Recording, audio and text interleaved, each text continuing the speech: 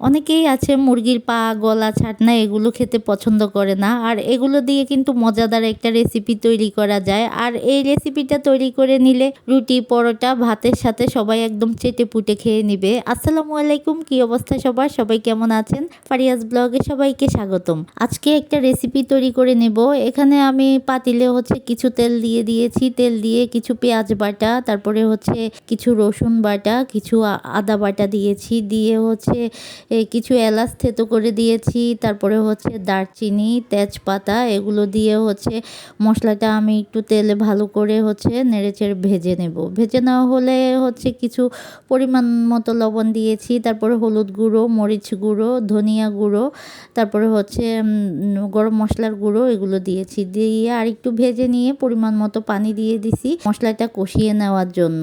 তো মশলাটা এই যে কষানো হয়ে গেলে এই যে আমি বুট দিয়ে দেবো। তো মশলাটা কষানো হোক, আর এর মাঝে দিয়ে দেখাচ্ছি। দেখেন, একটা রান্না করতে গেলে কি এলোমেলো হয়ে যায় পুরো রান্নাঘরের ভিতর।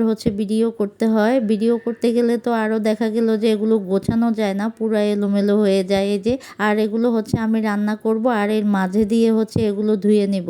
তো এই তো আমার মশলাটা কষানো হয়ে গেছে, তেলগুলো উপরে ভেসে উঠেছে। এখন আমি মাংসগুলো দিয়ে দেব।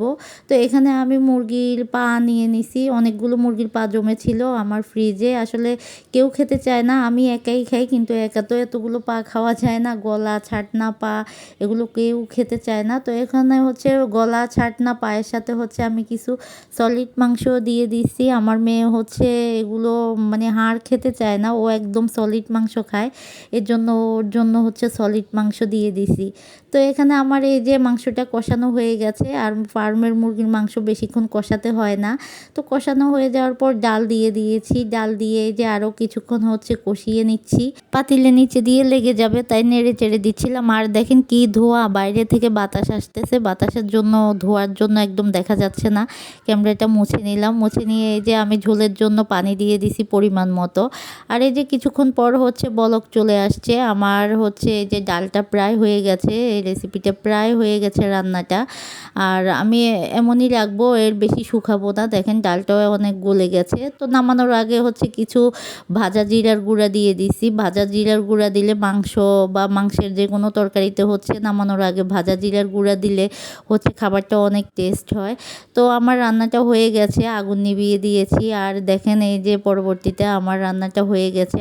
আর এই রেসিপিটা দিয়ে, এই ডাল আর মাংস রান্নাটা দিয়ে রুটি, পরোটা, ভাতের সাথে কিন্তু সবাই চেটেপুটে খাবে। অনেক মজা হয় কিন্তু। রুটি পরোটার সাথেই বেশি খেতে ভালো লাগে, ভাত দিয়ে খেতেও ভালো লাগে।